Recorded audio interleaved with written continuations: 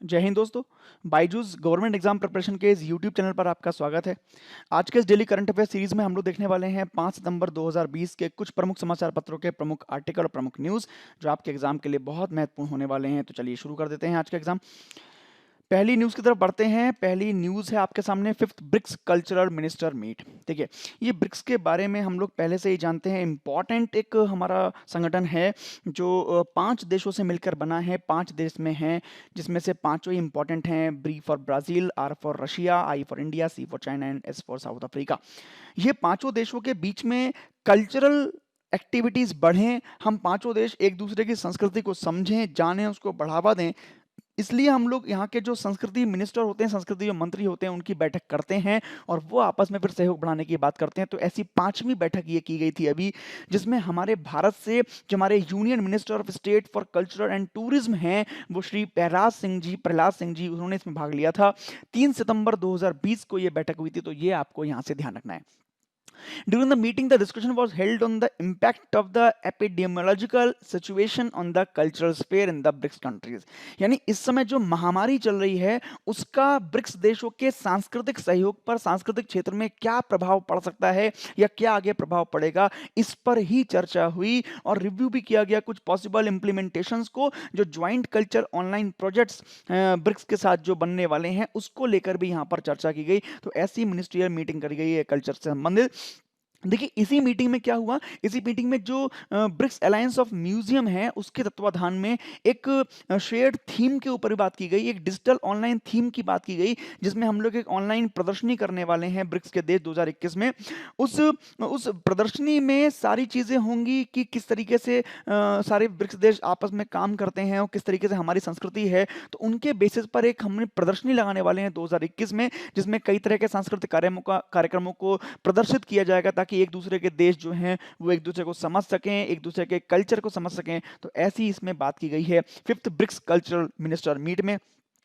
आगे अगर बढ़ें तो भारत ने भी यहाँ पर क्या किया है, एक ब्रिक्स कॉर्नर का उद्घाटन किया है, जो ब्रिक्स अलायंस ऑफ लाइब्रेरीज के तत्वाधान में हुआ है। ये कॉर्नर केवल एक काम करेगा, वो ये है कि जो ब्रिक्स के देश हैं, उनका जो इतिहास है, उनकी जो संस्कृति है, उनका जो कल्चर है, उसके रिगार्डिंग सारी जो इन्फॉर्मेशन है, वो ये कॉर्नर देने वाला है। तो ऐसा ये ब्रिक्स कॉर्नर हमने इसमें उद्घाटन किया है भारत के ब्रिक्स अलायंस ऑफ लाइब्रेरीज के तत्वाधान में। इसी में जो अपने पांचों देश हैं ब्रिक्स के, वो ही क्या करेंगे, बहुत सारी पुस्तकों और बहुत सारी पत्रिकाओं का इसमें प्रदर्शन करेंगे, जिससे हमें और जानकारी मिलेगी इन सभी देशों के बीच में। एक जो बहुत इंपॉर्टेंट बात है वो आप ध्यान रखिए, जो 2021 में ब्रिक्स का समिट होना है भारत में, उस ब्रिक्स समिट के साथ साथ हम लोग क्या करेंगे, एक ज्वाइंट एग्जीबिशन भी हम लोग लगाएंगे, जिसका नाम होगा bonding regions and imagining cultural sceneries. ठीक है, ये उसका नाम होगा, जो ऑनलाइन हम लोग एग्जीबिशन लगाएंगे 2021 में। और ध्यान रखिए, इंपॉर्टेंट ये है कि इस एग्जीबिशन को होस्ट करने वाला होगा the national gallery of modern arts new Delhi. New Delhi के द्वारा ही ये काम किया जाएगा 2021 में। इस प्रदर्शनी में सभी देशों से मिलाकर करीब 100 कार्यक्रम होंगे, कला के कार्यक्रम जो इसमें प्रदर्शित किए जाएंगे, ताकि एक दूसरे के देश जो है वो हम लोग को समझ सकें, एक दूसरे को अपने एक दूसरे कल्चर समझ सकें, ताकि और भी अच्छा हम लोगों में सहयोग आगे बढ़ सके। तो ऐसा आपको यहाँ से ध्यान रखनी है, कुछ विशेष बातें इस न्यूज़ के बारे में। देखिए ब्रिक्स की बात आई है तो मैं पहले ही आपको बता चुका हूँ, हम लोग जानते भी हैं कि जो 5 कंट्रीज़ हैं, इमर्जिंग कंट्रीज़ हैं मेजर, उनका ये ग्रुप है, ब्राज़ील, रशिया, इंडिया, चाइना और साउथ अफ्रीका। ये इसकी लास्ट अगर समिट की बात करें तो 2019 में इसकी लास्ट समिट हुई थी, 13 से 14 नवंबर में, जो ब्राज़ील में हुई थी। फिर 2020 की समिट को हमने पोस्टपोन कर दिया है कोविड के कारण, और 2021 में भारत इसकी मेजबानी करेगा। तो ये आपको यहाँ से ध्यान में रखना है। आगे अगर बात कर लें तो जो न्यू डेवलपमेंट बैंक है, वो ब्रिक्स का एक बैंक है, जो ब्रिक्स द्वारा बनाया गया था और तमाम कार्य करता है जो बाकी बैंक करते हैं। तो ये आपको ध्यान रखना है कि अगर पूछे ब्रिक्स का कौन सा बैंक है, तो वो न्यू डेवलपमेंट बैंक है, जो ब्रिक्स का एक बैंक है। देखिए ब्रिक्स की इंपॉर्टेंस इसलिए भी ज़्यादा हो जाती है क्योंकि अगर देखें हम आंकड़ों की तरफ, तो जो ब्रिक्स के देश हैं वो टोटल पॉपुलेशन का 42% होल्ड रखते हैं। यानी पूरे विश्व की 42% पॉपुलेशन जो है वो इन्हीं 5 देशों में रहती है। अगर जीडीपी जीडीपी के बारे में देखें तो पूरे विश्व की 23% जो जीडीपी है वो ब्रिक्स देश होल्ड करते हैं, 30% टेरिटरी होल्ड करते हैं और 18% ऑफ ग्लोबल ट्रेड भी ब्रिक्स देश करते हैं। ये आपको यहां से ध्यान रखना है। ये पांचों लीडर्स हैं उन ब्रिक्स देशों के, आपको ध्यान रखना है। पहले ब्राजील के हैं जेल बोल्सोनारो, फिर उसके बाद रशिया के हैं व्लादिमीर पुतिन, उसके बाद इंडिया के अपने श्री नरेंद्र मोदी जी, उसके बाद चाइना के शी जिनपिंग हैं और उसके बाद साउथ अफ्रीका के हैं सिरिल रामाफोसा। ये पांचों लीडर्स हैं इन पांचों ब्रिक्स देशों के, तो ये यहां से आपको याद रखना है। आगे बढ़ जाते हैं अगली न्यूज की तरफ। Germany launches Indo Pacific strategy. देखिए इंडो पैसिफिक स्ट्रेटजी का मतलब क्या है? इंडो पैसिफिक स्ट्रेटजी का मतलब है कि जो हिंद और प्रशांत महासागर के देश हैं उनके साथ किस तरह की स्ट्रैटेजी रखनी है जर्मनी को, या उनके साथ किस तरह का व्यापार करना है, उनके साथ किस तरह से सहयोग आगे बढ़ाना है, इसके पूरी प्लानिंग जो पूरी पॉलिसी है वो जर्मनी ने अभी अपनी लॉन्च की है। तो इंडो पैसिफिक रीजन अपने आप में इंपॉर्टेंट इसलिए है क्योंकि लगभग लगभग पूरे विश्व का 90% जो वर्ल्ड फॉरेन ट्रेड है जो बाय सी के द्वारा होता है, समुद्र के द्वारा होता है, वो जो है वो इंडो पैसिफिक रीजन में ही किया जाता है। इस मायने में ये बहुत इंपॉर्टेंट हो जाता है और यहाँ के देशों के साथ संबंध बहुत महत्वपूर्ण हो जाते हैं। तो हमने पहले भी पढ़ा है कई तरह के संगठन इस क्षेत्र में हैं, जैसे आपने पढ़ा होगा बिम्स्टेक एक संगठन है या आसियान संगठन है, या इसके अलावा इंडियन ओशन रिम एसोसिएशन है। ऐसे कई सारे संगठन हैं जो यहाँ के देशों को अपने आप जोड़ के रखते हैं ताकि वो आगे साझा सहयोग कर पाएं, जो कोऑर्डिनेट कर पाएं और इस पूरे व्यापार पर अपना होल्ड रख पाएं। जर्मनी ने भी यही कहा है कि वो जो बिम्स्टेक है, जो bay of Bengal initiative for multi sectoral technical और इकोनॉमिक कॉर्पोरेशन है, या फिर जो इंडियन ओशन रिम एसोसिएशन है, इसके जो देश हैं उनके साथ वो काम करेगा, उनके साथ वो व्यापार को बढ़ाएगा और एक महत्वपूर्ण भूमिका निभाने का भी उसने प्रपोजल रखा है। यहाँ पर भारत और जापान जो कि एशिया के महत्वपूर्ण देश हो जाते हैं, तो इनके साथ भी मिलकर जर्मनी ने काम करने की इच्छा जताई है और आगे सहयोग बढ़ाने का भी इसमें प्लान उसने रखा है। आगे इसी न्यूज़ में बढ़ जाते हैं तो देखिए हिंद महासागर की बात करें तो हिंद महासागर में इस समय चाइना भी अपना प्रभुत्व बढ़ाने के प्रयास कर रहा है और उसमें वो सीधी टक्कर दे रहा है इंडिया को। तो इंडिया के लिए भी बहुत ज़रूरी है कि उसे इंटरनेशनल एक सपोर्ट मिले इस एरिया में, अपने जो प्लेटफॉर्म है उसको बढ़ाने का, उसको आगे ले जाने का, तो वो भी बहुत इंपॉर्टेंट हो जाता है। अगर इंडियन ओशन रिम एसोसिएशन की बात करें तो ध्यान रखिए अपने एग्जाम में कई बार इसकी फुल फॉर्म पूछी गई है, IORA इसका शॉर्ट फॉर्म है, तो इसकी फुल फॉर्म कभी कभी पूछ लेता है। तो इंडियन ओशन रिम एसोसिएशन इसकी फुल फॉर्म है।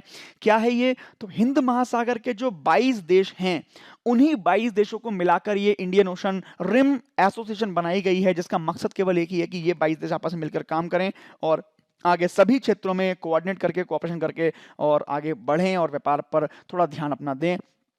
अगर देखा जाए कब बना तो 1997 में 7 मार्च यानी 7 मार्च को ये बना था। इसका जो हेडक्वार्टर है वो है मॉरिशस में एबेने जगह पर। ये आपको यहाँ से ध्यान रखना है। जर्मनी की हमने बात की है तो जरूर याद करेंगे उसकी कैपिटल।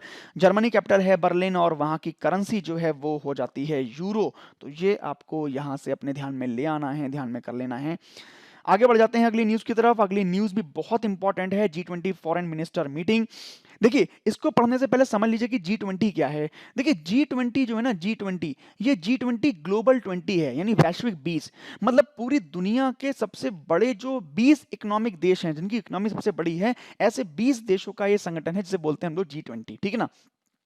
ये G20 की अभी क्या हुआ, विदेश मंत्रियों की मीटिंग हुई थी, फॉरेन मिनिस्टर्स की मीटिंग हुई थी, जो सऊदी अरब के द्वारा होस्ट की गई। सऊदी अरब इसका प्रेसिडेंट था। तो ये आपको ध्यान में करना है कि अभी कहाँ मीटिंग हुई। तो मीटिंग तो वर्चुअल हुई होगी, बट इसकी जो अध्यक्षता है, जो लीडर है, जो इसके प्रेसिडेंट है इस समय, वो सऊदी अरब था। तो ये आपको ध्यान में रखना है।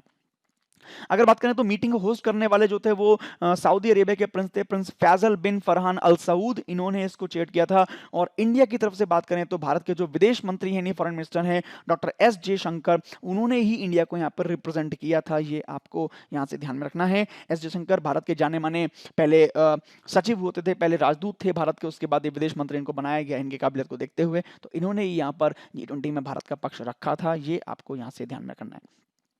G20 की बात करें तो G20 2020 की देखिए थीम जो डिसाइड की गई है वो डिसाइड की गई है realising opportunities of the 21st century for all, यानी जो रियल अपॉर्चुनिटीज हैं, जो वास्तविक अवसर हैं 2021 में, वो सभी के लिए क्या होने वाले हैं, किन क्षेत्रों में हम अच्छा काम करने वाले हैं, कर सकते हैं, या कौन कौन से ऐसे क्षेत्र हैं जहां पर हम अच्छा काम कर सकते हैं, अच्छी ग्रोथ कर सकते हैं। तो उनके बारे में यहां पर चर्चा की गई है। ये आपको यहां पे ध्यान रखना है। देखिए जो G20 की बैठक होती है, उसमें जो डिस्कशन होता है वो 3 ट्रैक पर डिपेंड होता है। 3 ट्रैक के थ्रू वो डिस्कशन होता है। सबसे पहले तो वो गवर्नमेंट लेवल पर होता है, यानी गवर्नमेंट डिस्कशन होता है। दूसरा जो होता है वो फाइनेंस एंड शेरपा ट्रैक पर होता है, यानी जो शेरपा होते हैं वही इसमें भाग लेते हैं। देखिए शेरपा का मतलब समझ सकते हैं, शेरपा एक नेपाली वर्ड है जिसका मतलब होता है गाइड करने वाला, ठीक है। तो जो भी कंट्रीज इसमें जुड़ी हुई हैं वो अपने इकोनॉमिस्ट को, अपने अच्छे अच्छे जो बैंक गवर्नर्स हैं उनको भेजते हैं, जो इस पर चर्चा कर पाए शेरपा बना के भेजते हैं। तो दूसरा चर्चा जो होती है वो शेरपा ट्रैक पर होती है, और तीसरी जो इस पर चर्चा होती है वो सिविल सोसाइटीज ऑर्गेनाइजेशन के माध्यम से होती है, यानी जो सामूहिक सामाजिक संगठन है उनके माध्यमों से होती है। ऐसे 3 स्तरों पर यहाँ पर चर्चा होती है, इसको आपको यहाँ से ध्यान में रखना है। देखिए अगर बात करें इस वाल 2020 की बैठक की, तो 2020 में 3 मेन एजेंडे थे जिन पर बात की गई। सबसे पहला जो एजेंडा था वो था एम्पावरिंग पीपल, यानी हम अपने लोगों को कैसे एम्पावर करें, कैसे हम लोग ऐसा एनवायरनमेंट क्रिएट करें कि यहाँ पर जो महिलाएं हैं, जो युवा है, जो यूथ है, या जो और भी लोग हैं वो इन परिस्थितियों में काम कर पाएं, इन परिस्थितियों में अपने को ग्रोथ कर पाएं, ऐसे हम एनवायरनमेंट को कैसे बनाएं, इन पर चर्चा की गई। दूसरा जो सेफगार्डिंग द प्लैनेट है, यानी अपने प्लैनेट को हम कैसे बचाएं, जो हमारे सामने प्रॉब्लम्स हैं, चाहे वो एनवायरनमेंट की प्रॉब्लम हो, चाहे वो इकोनॉमिक प्रॉब्लम हो, चाहे वो कैसी भी प्रॉब्लम हो, उस प्रॉब्लम से कैसे अपने प्लैनेट को निकालें और उसको सेफ बनाएं, इस पर हमने चर्चा की। तीसरी जो हमने चर्चा की है वो है शेपिंग न्यू फ्रंटियर्स, यानी नवाचार कैसे करें, इनोवेशन कैसे हम लोग क्रिएट करें, किस तरीके से हम लोग नई चीज़ों को यहाँ पर लेके आएँ जिससे हमारी ये दुनिया और भी अच्छी टेक्नोलॉजिकल सपोर्ट हासिल कर सके। तो ये हमने यहाँ पर चर्चा की है इन तीनों के बारे में। अगर एक्सटर्नल मिनिस्टर ऑफ इंडिया की बात करें, एस जयशंकर की बात करें, तो उन्होंने जो वॉलंटरी G20 प्रिंसिपल्स कोऑर्डिनेट किए हैं क्रॉस बॉर्डर मूवमेंट के लिए, वो 3 तरह के मूवमेंट थे। 3 तरह के मूवमेंट की उन्होंने बात की है जो इस समय होने चाहिए। सबसे पहला जो उन्होंने कहा कि standardisation of testing procedure and universal acceptability of test result. उन्होंने कहा कि कोविड का जो सीन चल रहा है उसमें जो टेस्टिंग प्रोसीजर्स हैं वो उनका स्टैंडर्डाइजेशन होना चाहिए, उनकी एक्सेप्टेबिलिटी होनी चाहिए पूरे दुनिया में। दूसरा स्टैंडर्डाइजेशन ऑफ क्वारंटाइन प्रोसीजर, जो क्वारंटाइन प्रोसीजर है उनको हमें और व्यापक बनाना चाहिए, उनका स्तर हमें और सुधारना चाहिए। और तीसरा जो उन्होंने कहा कि standardisation of movement of and transit protocol, जो ट्रांजिट प्रोटोकॉल है उनका भी हम लोग स्टैंडर्ड बढ़ाएं। ऐसे इन्होंने 3 विषयों पर चर्चा की भारत के विदेश मंत्री एस जयशंकर ने। देखिए G20 की बात की गई है तो मैं आपको बता दूं G20 क्या है, एक संगठन है जिसमें 20, मैंने बताया आपको, यूनिट होती हैं। इन 20 यूनिट में से जो 19 हैं, मतलब 19 जो हैं वो तो कंट्रीज हैं, कुछ देश हैं। जो 20वां है वो अपने आप में पूरी यूरोपियन यूनियन है, ठीक है। यूरोपियन यूनियन को एक यूनिट की तरह इसमें शामिल किया गया है, उसको एक माना गया है, और उसको मिलाकर टोटल 20 यूनिट इसमें हैं शामिल, जिसमें एक हो गई आपकी यूरोपियन यूनियन और बाकी 19 हो गए आपके देश, ठीक है। जो इसमें शामिल होते हैं वो मैंने बताया आपको पहले, जो सभी देश हैं उनके जो सरकारें हैं वो शामिल होती हैं, और दूसरा जो उनके केंद्रीय बैंक हैं उनके गवर्नर इसमें शामिल होते हैं। ये आपको यहाँ से ध्यान रखना है। 26 सितंबर 1999 को इसको बनाया गया था, इसकी फॉर्मेशन की गई थी, और इस समय जो इसके चेयरमैन है G20 के वो हैं किंग सलमान बिन अब्दुल अजीज अल सऊद। 2020 के लिए इसके अध्यक्ष हैं जो सऊदी अरेबिया के भी किंग हैं। तो ये आपको यहाँ से ध्यान में रखना है। यूरोपियन यूनियन की बात आई है तो उसके बारे में जरूर पढ़ेंगे हम लोग। यूरोपियन यूनियन क्या है, एक पॉलिटिकल एंड इकोनॉमिक यूनियन है of 27 member state that are located in the primary Europe, यानी जो यूरोप में स्थित 27 देश हैं उनकी ये यूनियन है, ये आपको ध्यान में रखना है। इसका जो हेडक्वार्टर है वो हो जाता है ब्रुसेल्स, और इसकी जो फाउंडेशन हुई थी वो हुई थी 1993 में 1 नवंबर को। इस तरह अगर हम G20 की बात करें तो उसमें 19 देश तो ऑलरेडी हैं ही, प्लस अगर हम बात करें तो 27 कंट्रीज यूरोपियन यूनियन की हो जाती हैं, और इस प्रकार कुल देश मिलके 19 + 27 हो जाते हैं। तो ये आपको यहां से ध्यान में रखना है G20 के बारे में। आगे बढ़ जाते हैं अगली न्यूज की तरफ। तो ईशा और आकाश अंबानी, इन दोनों का नाम आपको इस समय अपने ध्यान में रखना है, अपने एग्जाम के पॉइंट ऑफ व्यू से बहुत इंपॉर्टेंट है। देखिए ईशा और आकाश अंबानी, क्योंकि अंबानी नाम इनके आगे जुड़ा हुआ है तो भारत का बंदा बंदा जानता है अंबानी कौन है। मुकेश अंबानी का नाम जानता है सभी लोग। तो मुकेश अंबानी के ये सुपुत्र और सुपुत्री हैं ईशा और आकाश अंबानी, उनके बेटे और बेटी हैं, ये आपको ध्यान रखना है। अभी ये न्यूज में इसलिए हैं क्योंकि एक अमेरिकन मैगजीन है जिसका नाम है फॉर्च्यून, ठीक है। ये फॉर्च्यून क्या करता है, फॉर्च्यून क्या करता है, हर साल कुछ लिस्ट जारी करता है इन्फ्लुएंशियल पीपल्स की, चाहे उसमें लीडर्स हों, चाहे बिजनेसमैन हों, चाहे उसमें लेडीज हों, चाहे उसमें न्यू कमर्स हों, ऐसे इन्फ्लुएंशियल पीपल्स की एक लिस्ट जारी करता है कि किन लोगों ने इस साल पूरी दुनिया पर प्रभाव डाला है अपने अपने क्षेत्रों में कार्य करके, ठीक है। तो इसी साल क्या किया है फॉर्च्यून मैगजीन ने, एक सूची जारी की है, उसका नाम है 40 अंडर 40, यानी 40 लोगों की एक लिस्ट है जो 40 वर्ष से कम आयु के हैं। तो ऐसे लोगों की इन्होंने लिस्ट जारी की है जिन्होंने जो मोस्ट इन्फ्लुएंशियल यंग लीडर्स के तौर पर इन्होंने पेश किए हैं in the section of technology. यानी तकनीक के क्षेत्र में 40 ऐसे लोग जिनकी उम्र 40 से कम है और उन्होंने अपने क्षेत्रों में प्रभाव डाला है, तो ऐसे लोगों की लिस्ट शामिल करी है जिसमें उन्होंने ईशा और आकाश अंबानी का नाम भी शामिल किया है। इसीलिए ये न्यूज़ में है, हम लोग पढ़ रहे हैं। अगर बात करें कि क्यों इनको शामिल किया गया, तो मैं आपको बता दूं कि जो फॉर्च्यून मैगजीन है उसने बताया कि जो आकाश और ईशा अंबानी हैं इन्होंने अभी जियो बोर्ड को ज्वाइन किया। जियो कंपनी का नाम भारत का बच्चा बच्चा जानता है आजकल तो जियो का नाम। तो जियो बोर्ड को इन्होंने ज्वाइन किया और इनके ज्वाइन करने के बाद जियो ने करीब करीब जो उनका बिजनेस वैल्यू था वो 65 बिलियन डॉलर यानी जो 65 बिलियन डॉलर तक बढ़ गया। इतनी बड़ी मात्रा में जब ये बढ़ा तो वाकई में इनकी जो पॉलिसीज होंगी आकाश और ईशा की वो जरूर काबिल तारीफ होंगी, जिनके आते ही जो है वो बिजनेस इतना बढ़ गया। इसके अलावा इन्होंने अभी जियो मार्ट को भी खोलने में हेल्प की है। जो शॉपिंग जो मार्केट्स हैं, ऑनलाइन शॉपिंग मार्केट, उसमें जियो मार्ट का एक अच्छा प्लेस दिलाने में भी इन लोगों ने हेल्प की है। तो इन्हीं वजहों से इनको अभी इन्फ्लुएंशियल यंग लीडर्स में शामिल किया गया in the section of technology Fortune magazine के द्वारा। देखिए, अगर हम आकाश की बात करें तो आकाश ने क्या किया है, आकाश ने ब्राउन यूनिवर्सिटी से इकोनॉमी की डिग्री प्राप्त की है और उसके बाद फिर अपनी अंबानी कंपनीज को ज्वाइन कर लिया था। और उसके एक साल बाद स्टैनफोर्ड से जो ईशा अंबानी हैं उन्होंने अपनी पूरी शिक्षा लेकर अंबानी कंपनी को ज्वाइन कर लिया था। तो ऐसे ये दोनों यहाँ पर ज्वाइन किए हैं। अभी हाल ही में आपने देखा था जियो बाजार को लॉन्च करने में भी इन दोनों ने हेल्प की है। जियो बाजार को भी लॉन्च किया है जो एक तरह का नया उद्यम है, मैंने अभी बताया जियो मार्ट जिसे हम बोलते हैं। तो जियो मार्ट एक ऑनलाइन जो शॉपिंग पोर्टल है उस तरह से काम करता है। और जो इस समय जो यहाँ के विजार्ड हैं, जो फ्लिपकार्ट है या फिर अमेजॉन है या वॉलमार्ट है, तो इनको टक्कर देने के लिए उन्होंने जियो मार्ट लॉन्च किया है। तो इस तरह के बहुत सारे काम किए अपनी कंपनी को बढ़ाने के लिए, इसलिए इनको फॉर्च्यून मैगजीन में इन्फ्लुएंशियल यंग लीडर्स के तौर पर हमने अभी शामिल किया है। ये आपको ध्यान में यहाँ से रखना है। आगे बढ़ जाते हैं। मोस्ट इंपोर्टेंट नाम राज श्रीवास्तव का। राज श्रीवास्तव एक आईएएस हैं, 1997 बैच के आईएएस अधिकारी हैं और इस समय टोक्यो मिशन में उप प्रमुख के रूप में ये कार्यरत हैं। इनको अभी क्या किया गया, अपॉइंट किया गया है as the next ambassador of India to the Republic of Croatia. Croatia गणराज्य में भारत के अगले राजदूत के रूप में ये नियुक्त होंगे। ये आपको यहाँ से ध्यान रख लेना है, इंपॉर्टेंट न्यूज हो जाती है हमारे एग्जाम के पर्पस के लिए। देखिए, अगर हम बात करें पुराने एम्बेसडर की क्रोएशिया में, तो वहां पे अरिंदम बागची हमारे पुराने एम्बेसडर थे जिनको अभी हमने ज्वाइंट सेक्रेटरी बना दिया है मिनिस्ट्री ऑफ एक्सटर्नल अफेयर्स में। तो उनकी जगह लेने के लिए ये पहुंचे हैं राज श्रीवास्तव वहां पे क्रोएशिया में। ये आपको यहां से ध्यान रखना है। देखिए, ये कभी कभी अपॉइंटमेंट पूछ लिए जाते हैं कि कौन से रीसेंट अपॉइंटमेंट है, तो इसके लिए आपको ये पॉइंट ध्यान रखने हैं। राज श्रीवास्तव का नाम ambassador of India to the Republic of Croatia. Croatia का नाम आया है तो डेफिनेटली हम उसकी राजधानी के वगैरह बात करेंगे, स्ट्रैटेजी के बारे में बात करेंगे। तो क्रोएशिया एक रिपब्लिक ऑफ क्रोएशिया, देखिए हमने बताया आपको यहाँ की कैपिटल जो है वो है ज़ग्रेब। आपको ध्यान रखना है ज़ग्रेब यहाँ की कैपिटल है। जो मुद्रा यहाँ पर चलती है वो कुना मुद्रा चलती है, क्रोएशिया एक कुना यहाँ पर चलता है। जो इस समय यहाँ के जो राष्ट्रपति हैं वो हैं ज़ुरान मिलनोविक और जो यहाँ के प्राइम मिनिस्टर हैं उनका नाम है आंद्रेस प्लेनकोविक। ये आपको यहाँ से चार बातें स्टैटिक के रूप में ध्यान में रखनी है क्रोएशिया के बारे में। तो ये एग्जाम में पूछा जा सकता है। देखिए, ऐसे ही देशों के बारे में एग्जाम में आ जाता है जो न्यूज़ में रहती हैं। तो कम से कम जो न्यूज़ में देश आ रहे हैं उनकी कैपिटल करेंसी तो हम लोग जरूर याद करें। और इसके बाद आगे न्यूज़ देखते हैं। नेक्स्ट न्यूज बहुत इंपॉर्टेंट है, आरबीआई और प्रायोरिटी सेक्टर लैंडिंग के बारे में ये न्यूज है, तो इसको समझ लीजिए। देखिए, सबसे पहले समझ लीजिए आरबीआई के बारे में तुम जानते ही हैं, इंडिया का सेंट्रल बैंक है, भारत का केंद्रीय बैंक है। ये प्रायोरिटी सेक्टर लैंडिंग क्या होती है जरा एक लाइन में समझ लेते हैं, वैसे लंबा टॉपिक है।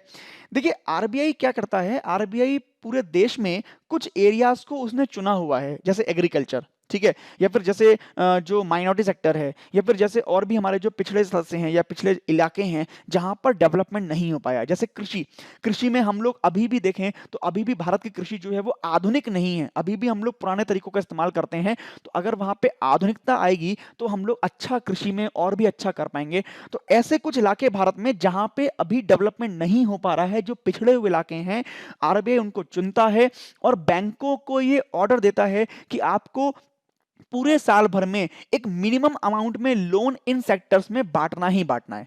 अगर लोन वहां पे जाएगा तो उस एक सेक्टर में काम करने वाली जो कंपनियां हैं उनको प्रमोशन मिलेगा और वहां पे अच्छा काम कर पाएंगी। जैसे फॉर एग्जांपल अगर हम बात करें जो एनर्जी का एरिया है, जैसे न्यूक्लियर एनर्जी की बात करें, तो न्यूक्लियर एनर्जी में यहाँ जो काम करने वाली कंपनियां हैं वो अभी इतने ज्यादा पैसा लगाने के मूड में नहीं होती हैं। तो आरबीआई ने कहा ठीक है, बैंक जो है वो न्यूक्लियर एनर्जी कंपनीज को यहाँ पर लोन दें ताकि न्यूक्लियर एनर्जी के क्षेत्र में भी यहाँ की कंपनी काम करें। तो ऐसा ये प्रायोरिटी सेक्टर लैंडिंग होता है। अब नई बात क्या है? नई बात यह है कि अभी प्रायोरिटी सेक्टर लैंडिंग के लिए कुछ गाइडलाइंस को आरबीआई ने रिव्यू किया है, कुछ नई गाइडलाइंस को उसमें ऐड किया है और कुछ नए जो उसमें पात्र हैं वो भी जोड़े हैं, कुछ नई कैटेगरीज भी जोड़ी हैं जिनको अभी प्रायोरिटी सेक्टर में लेके आरबीआई आया है। ठीक है ना? इसमें क्या है, इसमें तीन श्रेणियां मुख्य हैं, तीन कुछ श्रेणियां इसमें रखी गई हैं। सबसे पहले इसमें कहा गया कि किसानों को जो बैंक हैं वो जो सोलर प्लांट हैं उनके लिए भी अब लोन दें, यानी किसान अपने खेतों में या अपने गांव में सोलर प्लांट लगा पाएं उसके लिए भी अब बैंक लोन दें। दूसरा जो सीबीजी है यानी जो कंप्रेस्ड बायोगैस प्लांट है उसको लगाने के लिए बैंक लोन दें, है ना, ये भी प्रायोरिटी सेक्टर में रखा दिया गया है। और तीसरा जो बैंक फाइनेंस है वो किसी भी स्टार्टअप को खोलने के लिए 50 करोड़ तक की वित्तीय सहायता उपलब्ध कराए। तो ऐसा इसमें तीन श्रेणियां ऐड की गई हैं प्रायोरिटी सेक्टर लैंडिंग में। ठीक है ना, ये आपको यहां से ध्यान में रख लेना है। आगे अगर इसी न्यूज की बात करें तो देखिए इसमें एक बात और भी कही गई है कि जहां भी साख की कमी है यानी जहां भी क्रेडिट की कमी है तो उन क्षेत्रों में भी अच्छे क्रेडिट को लाने के लिए उन्होंने ऐड किया है। जो छोटे और सीमांत किसान है या जो कमजोर वर्ग है उसको भी ऋण मिले, ऐसा भी प्राइवेट सेक्टर लेंडिंग में अभी आरबीआई ने दोबारा वो गाइडलाइन में कर दिया है। अगर हम लोग रिवाइज्ड गाइडलाइन की बात करें तो कुछ मुद्दे वहां पे इंपॉर्टेंट हैं, देखिए वो आपको बता देता हूं मैं यहाँ पर। एक तो पहली बात है कि जो प्राथमिक क्षेत्र हैं उसमें जो भी जो flow of priority sector credit है यानी जहां पर जो ऋण का प्रवाह है उसको आसान करने के लिए भी काम करना है। अब उसको आसान कर दिया है ताकि जो प्राथमिकता वाले क्षेत्र हैं, जो प्रायोरिटी सेक्टर हैं, जो कमजोर क्षेत्र हैं, वहां पे आसानी से ऋण पहुंचे।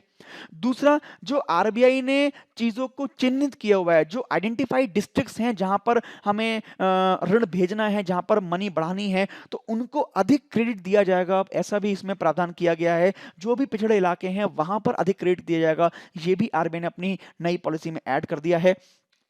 इसके अलावा मैंने बताया आपको कि छोटे और सीमांत किसान जो हैं और साथ साथ जो कमजोर वर्ग हैं जिसमें माइनॉरिटी सेक्टर आता है या महिलाओं का जो वर्ग आता है उसको भी अभी क्या करते हैं, स्कैन मतलब बिल्कुल फेज में हम लोग चरणबद्ध तरीके से लोन को बढ़ाएंगे, उन लोग को अधिक लोन देंगे ताकि वो अधिक काम कर सकें और अधिक अपने बिजनेस को आगे बढ़ा सकें। इसके अलावा जो किसान उत्पादक संगठन हैं या जो कंपनीज हैं उनकी जो क्रेडिट लिमिट है उसको भी हम लोग जो है बढ़ाने का प्रयास कर रहे हैं, उनको भी हम लोग बढ़ाएंगे। साथ साथ जो बहुत इंपॉर्टेंट बात है वो है कि जो रिन्यूएबल एनर्जी है उस क्षेत्र में भी लोन को दोगुना कर दिया गया है, ये आपको ध्यान करना है। यानी जो भी कंपनीज ऐसी हैं जो रिन्यूएबल एनर्जी क्षेत्र में काम कर रही हैं उनको अभी दोगुना लोन तक प्राप्त हो सकता है रिवाइज्ड पीएसएल लैंडिंग गाइडलाइन के द्वारा। ये आपको ऐसे ध्यान रखना है। देखिए ये केवल इसीलिए किया गया है ताकि यहां पर अधिक से अधिक लोन सरकार दे तो अधिक से अधिक कंपनियां यहां पे इंटरेस्टेड हों और अधिक से अधिक प्लांट यहां पर लगें ताकि अधिक से अधिक उसमें काम हो जाए। तो ऐसा ही इन्होंने किया है। सीमांत और छोटे किसान जो हैं वो अधिक से अधिक लोन लेके अच्छे बीज और खाद लेके अपने खेतों में काम करें और अच्छे तरीके से अपनी ग्रोथ करें। इसीलिए बस ये काम किए गए हैं, आपको ध्यान रखनी है कुछ पॉइंट यहां पर। इसके अलावा देखिए एक बहुत इंपॉर्टेंट बात यह भी है कि जो हेल्थ का जो इंफ्रास्ट्रक्चर है जिसमें आयुष्मान भारत को भी इंक्लूड किया गया है, इस पूरे जो बुनियादी इंफ्रा है इसको अच्छा करने के लिए जो ऋण सीमा है उसको भी दोगुना कर दिया है। यानी जो हेल्थ इंफ्रा है यहां पर अगर कोई काम करना चाहता है तो उसको भी अब 2 गुना तक लोन मिल सकता है रिवाइज्ड गाइडलाइन के द्वारा आरबीआई की। ठीक है ना? आरबीआई के बारे में हम सभी कुछ जानते हैं, दो मुख्य बातें आपको ध्यान रखनी है। देखिए 1935 में ये बना था, हमको मालूम है। हेडक्वार्टर्स का ध्यान कर लीजिए मुंबई में है और इस समय जो उसके गवर्नर हैं वो हैं शक्तिकांत दास। ये आपको यहाँ से ध्यान में रखना है जो आपको एग्जाम में आपके नंबर बढ़ा सकता है। आगे बात कर लेते हैं अगली न्यूज की। तो इंपॉर्टेंट एक बुक आपको याद करनी है, the little book of green nurse. ये बहुत इंपॉर्टेंट बुक है इस समय। देखिए यूनाइटेड नेशन यानी संयुक्त राष्ट्र का एक संगठन है जिसका नाम है यूएनईपी यानी यूनाइटेड नेशन एनवायरनमेंट प्रोग्राम। ये हमेशा ऐसे काम करता है, हमेशा ऐसी पॉलिसीज को लेके आता है जिससे एनवायरनमेंट को किसी भी तरह बचाया जा सके, उसके लिए काम किया जा सके। तो अभी इन्होंने क्या किया है, first behavioural science and nurse theory को अभी प्रस्तुत किया है, जिसका फोकस है human actions and how to change them. मतलब हमारे जो एक्शंस हैं, हमारा जो व्यवहार है, उसको हम किस तरह से एनवायरनमेंट फ्रेंडली बनाएं, यानी हमारे व्यवहार को चेंज करके किस तरीके से हम एनवायरनमेंट को बचा सकते हैं, उसके बारे में यहाँ पे बात की गई है। उसी बुक का नाम है the little book of green नज। इसमें यूएनईपी के साथ साथ एक और टीम ने भी काम किया है, the behavioural insight team and Grid Arendal, इसने भी साथ में काम किया है। तो इन दोनों तीनों लोगों ने मिलकर ही ये एक तरह की गाइडलाइन बुक बनाई है, the little book of green नज। इसमें हालांकि जो बताया गया है वो ये बताया गया है, इसमें 40 तरह के नज की बात की गई है, 40 तरह के तरीकों की बात की गई है, या 40 तरह के व्यवहार, डेली जो व्यवहार होते हैं उनकी बात की गई है, कि किस तरीके से हम लोग सरल तरीके से जो सस्टेनेबल डेवलपमेंट है या जो एनवायरमेंट फ्रेंडली चीजें हैं उनको हम लोग कर सकते हैं। इसमें ऐसा करने के लिए बताया गया है, और जो प्रोफेसर हैं, जो छात्र हैं, उनको ऐसे काम करने के लिए प्रोत्साहित किया गया है इस बुक के द्वारा। तो ये आपको ध्यान रखना है। दोनों तरह से क्वेश्चन आ सकता है, या तो बुक का नाम पूछेगा और किसने इसको लॉन्च किया है ये पूछेगा, तो यूएनईपी, और दूसरा यूएनईपी ने किस तरह की साइंस अभी बुक को लॉन्च किया है, तो the little book of green नज। जैसे दोनों क्वेश्चन यहाँ से पूछ सकता है आपसे, इसको आपको ध्यान रखना है। देखिए, ये जो यूएनएपी है, ये दुनिया के कुछ शीर्ष विश्वविद्यालय हैं, उसके जो लीडर्स हैं उनके साथ ये प्रकाशन को साझा करेगा, और जो हमारे शैक्षणिक शिखर सम्मेलन है, जो वर्ल्ड एकेडमिक समिट हैं, उनके साथ भी इन चीज़ों को साझा करेगा, ताकि हमारे जो छात्र हैं, हमारे जो स्टूडेंट हैं, वो अपने व्यवहार में कुछ चेंज लाकर, जो सरल सरल व्यवहार में चेंज होते हैं उनको लाकर वो एनवायरनमेंट को बचाने की तरफ अग्रसर हो पाएं और उसको अवेयर कर पाएं कुछ। तो ऐसा इसमें वो काम करने वाला है।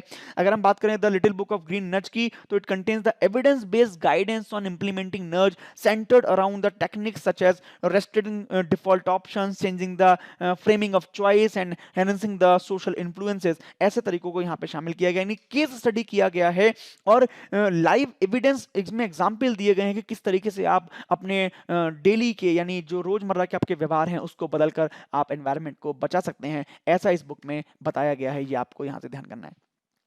यूएनईपी की बात आई है तो उसके बारे में जरूर पढ़ेंगे। तो ये मैंने बताया आपको, यूएन का एक प्रोग्राम है, United Nation Environment Programme, is responsible for the coordinating the UN's environmental activities and assisting developing countries in implementing environmentally sound policies and practices. मतलब ये वो संगठन है जो एनवायरमेंट को बचाने का काम करता है, साथ में उन देशों की हेल्प भी करता है जो एनवायरमेंट को बचाने की नीतियों को लागू कर रहे हैं, उन नीतियों को लागू करवाने में भी सहायता करता है। ऐसा संगठन है।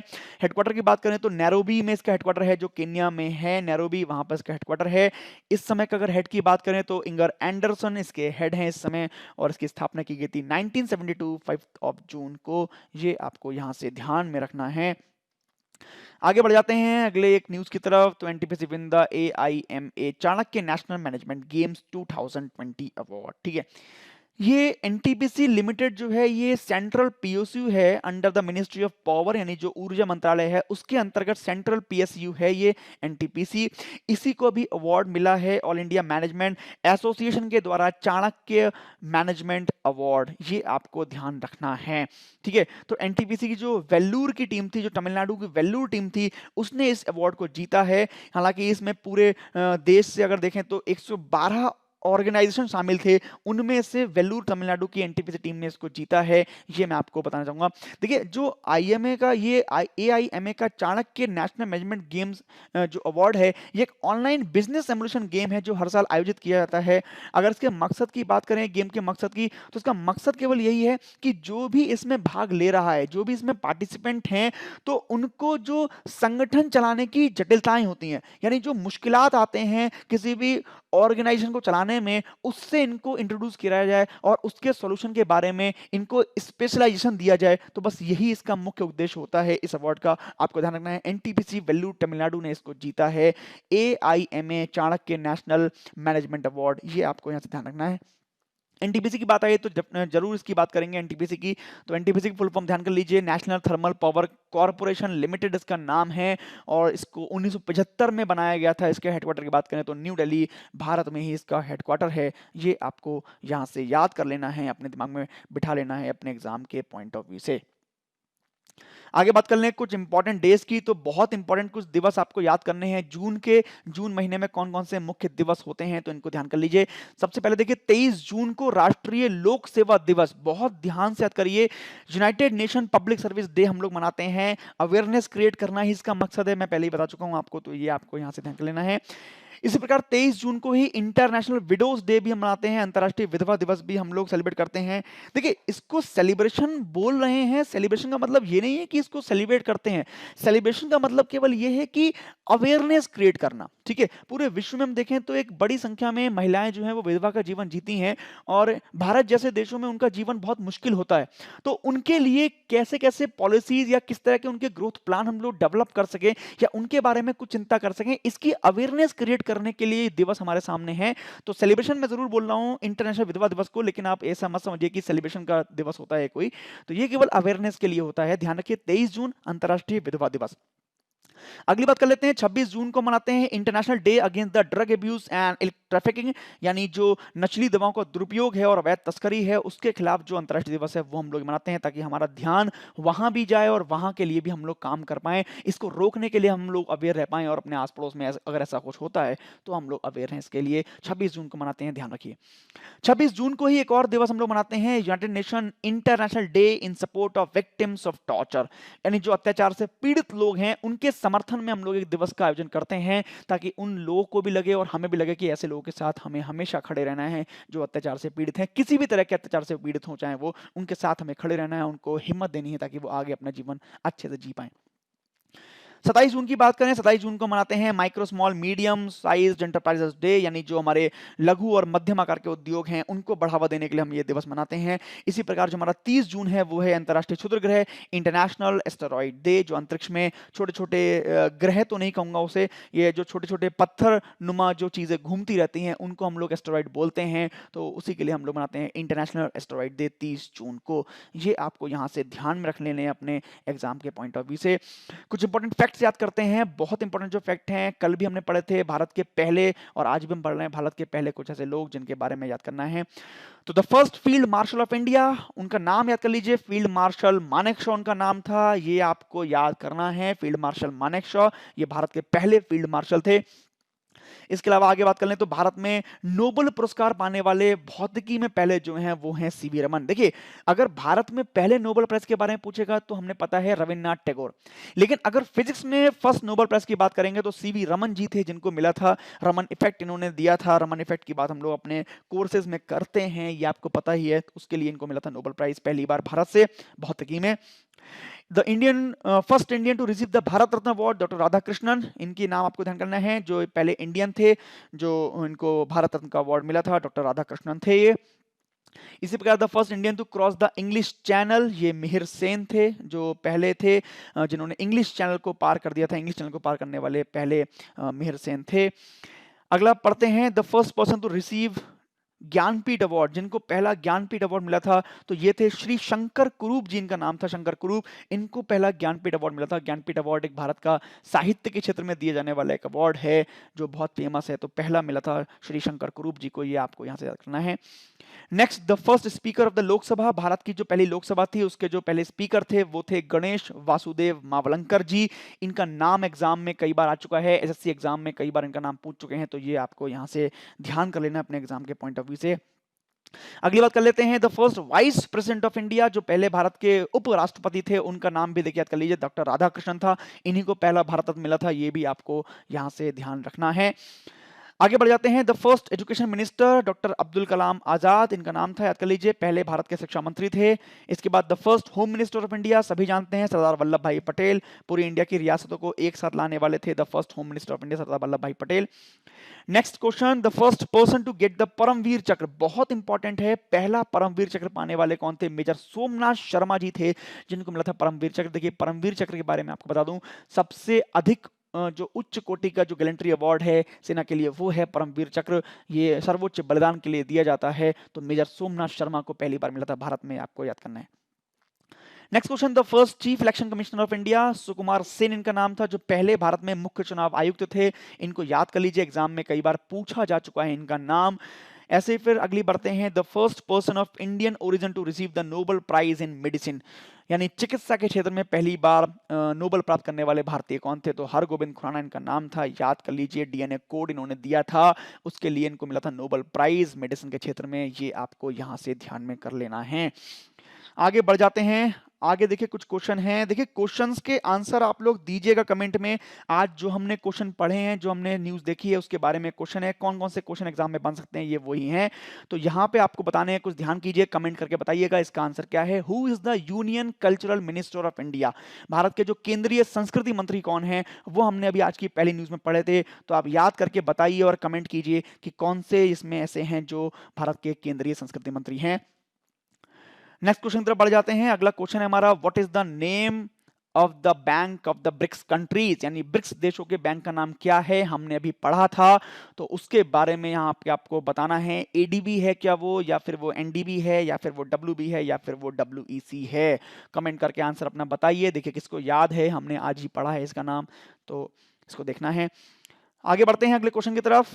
Which country has launch the Indo Pacific strategy? किस कंट्री ने, किस देश ने अभी इंडो पैसिफिक रणनीति की शुरुआत की है या उसको लॉन्च किया है? आज ही की न्यूज़ में हमने पढ़ा है, याद कीजिए। रशिया था वो, या फ्रांस था, या इंडिया था, या जर्मनी था? कमेंट करिए इसका आंसर जल्दी से। देखते हैं कौन सबसे पहले इसका आंसर देता है, कौन क्लास में अटेंड कर रहा है अच्छे से क्लास को, तो देखते हैं हम लोग। आगे बढ़ जाते हैं। अगला question, how many countries are there in the Indian Ocean Rim Association? यानी जो हिंद महासागर रिम एसोसिएशन है उसमें कुल कितने देश हैं? ये हमने आज ही पढ़ी है, इसके बारे में चर्चा की थी हमने अभी स्टार्टिंग में। तो बताइए इसमें कुल कितने देश हैं? 22 हैं, 27 हैं, 8 हैं, या 19 हैं? कितने इसमें देश हैं, ऐसा तुरंत बताइए कमेंट करके। देखते हैं इसका आंसर कौन देता है सबसे पहले। ये कुछ क्वेश्चन थे आज के क्लास से जो अपने एग्जाम में बन सकते हैं। नेक्स्ट क्वेश्चन की तरफ बढ़ते हैं। Which country chaired the G20 foreign minister meeting? देखिए बहुत इंपॉर्टेंट क्वेश्चन है जो हमने आज पढ़ा था कि किस देश ने G20 विदेश मंत्रियों की बैठक की अध्यक्षता की थी। तो नाम याद कर लीजिए फटाफट से। सऊदी अरब था वो, या ब्रिटेन था, या इंडिया था, या यूएसए था? इसमें से कौन सा देश था? कमेंट करके बताइए जल्दी से। देखते हैं कौन क्लास में सही से पढ़ रहा है और किसको याद है ये इसका आंसर। देखिए ध्यान से, अपने एग्जाम के लिए बहुत इंपॉर्टेंट क्वेश्चन है। ऐसे ही एग्जाम में क्वेश्चन बनते हैं तो इन क्वेश्चंस का आप ध्यान रखेंगे तो आगे बढ़ पाएंगे। तो आज हमने कुछ ये क्वेश्चन देखे। नेक्स्ट क्वेश्चन की फिर बात करते हैं। Raj Srivastava has been appointed as the Indian ambassador to which country? यानी राज श्रीवास्तव को किस कंट्री का भी भारतीय राजदूत बनाया गया है? तो ये भी हमने आज पढ़ा था। ध्यान से बताइए इसका आंसर क्या था। फिनलैंड था, क्रोएशिया था, डेनमार्क था, या नॉर्वे था? नाम को कमेंट कीजिए देश का कि कौन से नाम था उस देश का जिसके ये राजदूत बनाए गए हैं। जल्दी से कमेंट करेंगे, देखेंगे हम लोग कौन आगे चल रहा है, कौन फटाफट से इसका आंसर दे पाता है। तो ऐसे हमने आज कुछ क्वेश्चन देखे। नेक्स्ट इंपॉर्टेंट क्वेश्चन के साथ कल फिर मिलेंगे। तब तक के लिए जय हिंद, धन्यवाद।